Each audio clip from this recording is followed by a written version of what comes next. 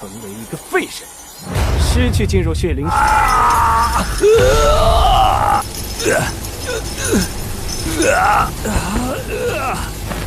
Nope.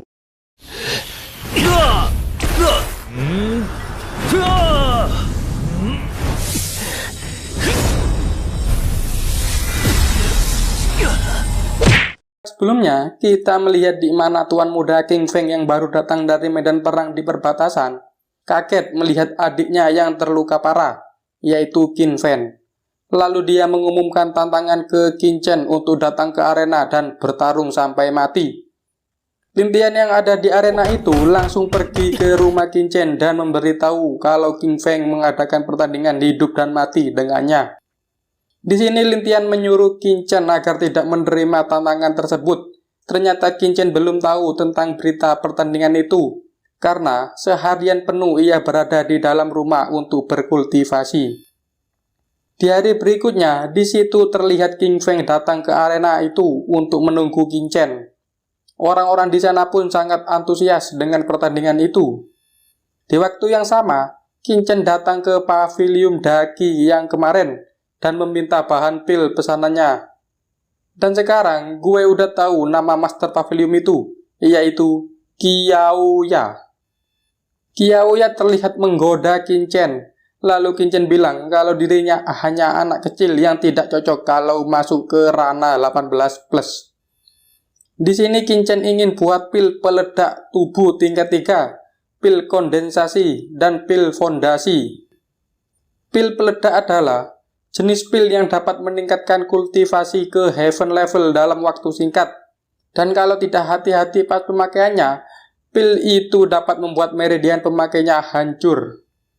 Kalau pil fondasi ialah pil yang dapat meningkatkan kekuatan meridian dan fisik. Dan yang terakhir adalah pil kondensasi, yaitu pil yang dapat memadatkan kekuatan fisik. Di situ Qiaoya bilang kalau ia tidak bisa memurnikan pil-pil itu. Lalu Qin Chen bilang kalau ia akan membimbingnya dan siapkan tempat buat pemurniannya. Sesampainya di tempat pemurnian, di situ Qin Chen berniat memurnikan 3 pil tadi sekaligus. Di situ Qiaoya terlihat ragu-ragu pas membuatnya, yang dimana pil itu akan gagal. Namun Qin Chen segera memperbaiki hal itu dan pemurnian kembali normal.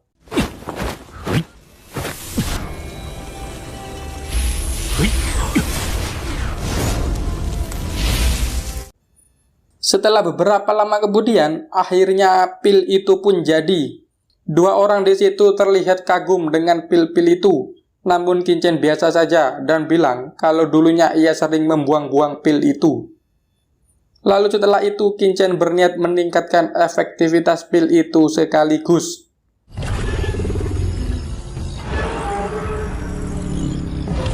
Lagi-lagi mereka berdua kagum dengan teknik yang Qin Chen lakukan. Akhirnya pil itu pun jadi. Lalu Qin Chen sekarang bilang kalau ia ingin pergi untuk latihan dan berkultivasi dengan pil tadi. Tapi Qiaoyu menyarankan agar Qin Chen berkultivasi di ruangan latihannya saja. Scene beralih ke arena, orang-orang di situ sudah bosan menunggu Qin Chen yang tak kunjung datang. Lalu Qin Fen mengirimkan orang-orang untuk menjemput Qin Chen ke rumahnya. Sesampainya di rumah Qin Chen, mereka dihadang oleh Komandan Zuo. Zuo Li tidak mengizinkan mereka masuk. Tapi mereka terus memaksa masuk dan terjadilah baku hantam.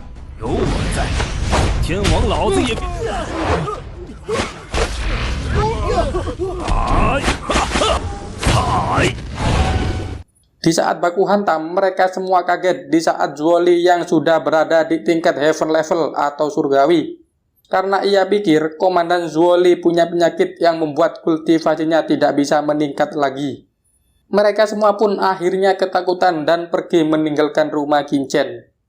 Di waktu yang sama, di depan pavilium terlihat ada seorang yang bernyanyi tentang arena Qin Chen melawan King Fen. Master pavilium yang mendengar itu berniat memberitahu Qin Chen, tapi Qiaoya melarangnya.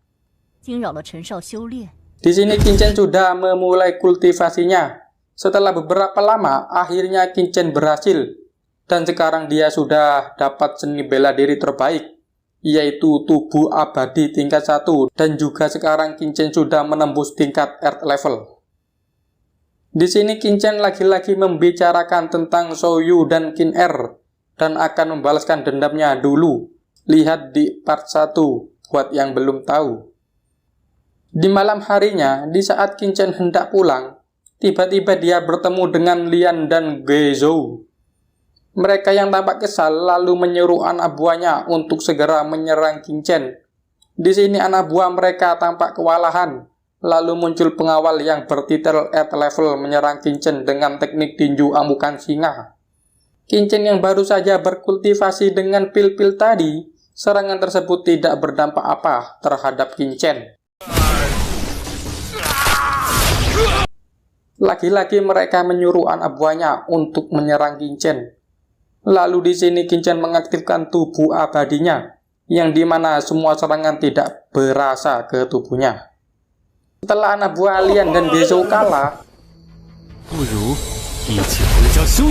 di sini Qin Chen mendatangi mereka berdua dan meminta ganti rugi sebesar 5 juta. Mereka yang tidak ada pilihan lain dan terus didesak oleh Qin Chen, akhirnya mereka menyetujuinya, tapi dengan surat perjanjian hutang. Sesampainya di rumah, Qin Chen lagi-lagi melatih kultivasinya.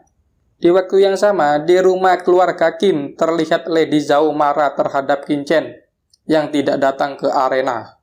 Tapi di situ Qin Feng bilang kalau dia tidak akan melepaskan Qin Chen begitu saja dan akan segera balas dendam. Di pagi harinya, ada komandan Gang Li yang ingin menjemput Qin Chen ke istana atas perintah Raja Ling Wu. Qin Chen pun berpamitan ke ibunya dan berpesan ke komandan Zhuo Li agar menjaga ibunya. Di sini Zhuo Li terlihat sangat menghormati Qin Chen, yang membuat Guang Li heran dengan hal itu. Ketika hendak pergi, komandan Zhuo Li terlihat mengeluarkan sedikit aura heaven levelnya, yang membuat komandan Guang Li terlihat kaget, karena ia pikir seorang penjaga kota tidak mungkin mencapai tingkat itu. Lalu mereka pun pergi. Di situ terlihat Qin Chen sedang mengajak balapan komandan Guang Li dan pasukannya. Tapi tiba-tiba mereka terhenti karena melihat rombongan lain, yaitu rombongan Putri Zhao Lingshan. Di sini Qin Chen berniat ingin bertemu dengan Zhao Lingshan, tapi pengawal dari Putri Zhao Lingshan lalu mengangkat senjatanya, karena ia pikir itu sebuah ancaman buat tuan putrinya. Lalu Zhao Lingshan keluar dan bilang kalau bocah tersebut adalah temannya. Qin Chen dengan santainya kemudian naik ke kereta tersebut dan bilang kalau ia ingin numpang sekalian. Pengawal Zhao Lingshan yang jengkel dengan tingkah laku Qin Chen lalu berniat mengusirnya, tapi Zhao Lingshan tidak memperbolehkannya dan menendang pengawal tersebut. Di dalam kereta, Zhao Lingshan terlihat malu-malu dengan Qin Chen, tapi Qin Chen terus saja menggodanya. Akhirnya mereka pun sampai di depan gerbang istana. Di situ terlihat Ji Kun, yaitu anak ke-6 keluarga kerajaan, menghampiri kereta Zhao Lingshan tadi. Tapi ia kaget karena yang keluar adalah Qin Chen. Ia berniat menyerang Qin Chen, tapi segera dihentikan oleh Zhao Lingshan. Lalu Qin Chen dengan polosnya bilang, siapa cewek gila ini? Hal itu lantas membuat orang-orang di sana kaget dan Ji Kun yang terlihat sangat marah. Lalu ada seseorang yang menyuruh Qin Chen untuk segera minta maaf, yaitu Zhang Yi, juara pertama Akademi Tian Qing 3 tahun yang lalu, dan sudah berada di tingkat Earth level tahap akhir. Di sini ternyata Qin Chen ingin bermain-main dengan Zhang Yi, dan perkelahian antara mereka berdua pun terjadi. Di awal pertarungan, Qin Chen terlihat pura-pura mengalah biar mendapat simpati dari Zhao Lingshan.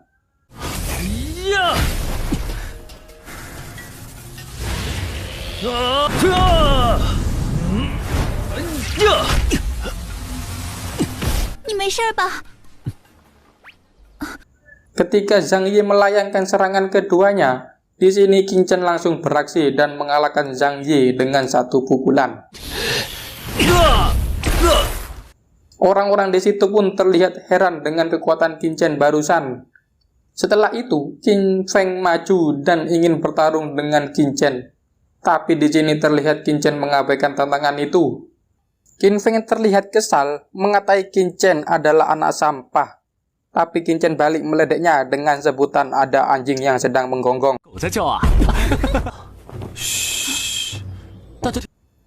Qin Feng pun terlihat sangat marah dan berniat menyerang Qin Chen. Tapi setelah itu datang Yang Mulia Kerajaan yang membuat amarah Qin Feng langsung mereda.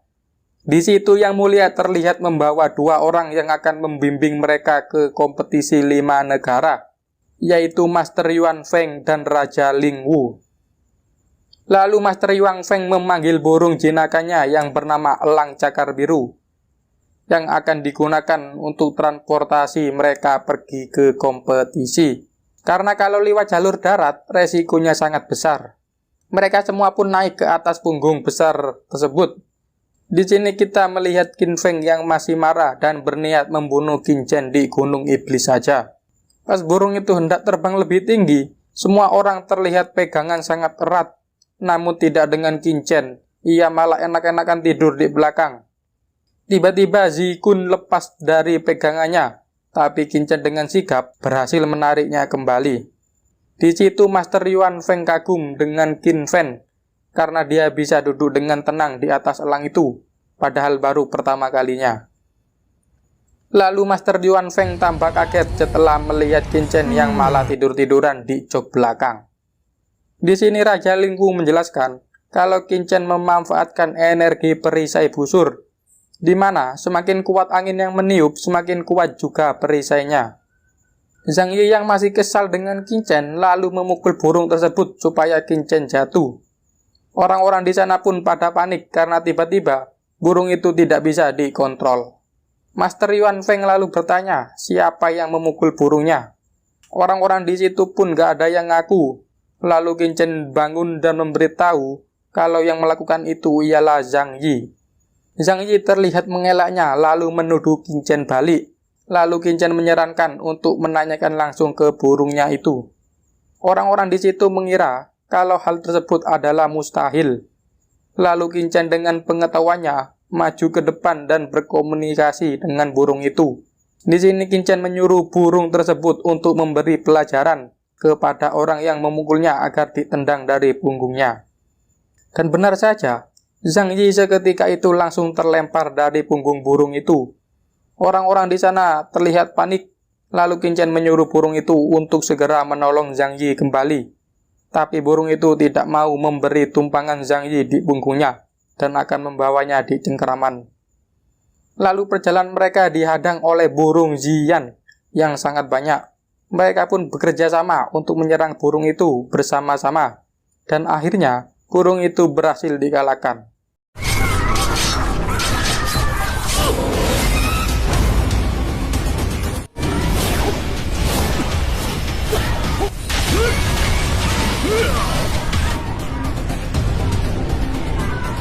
Perjalanan pun terus berlanjut.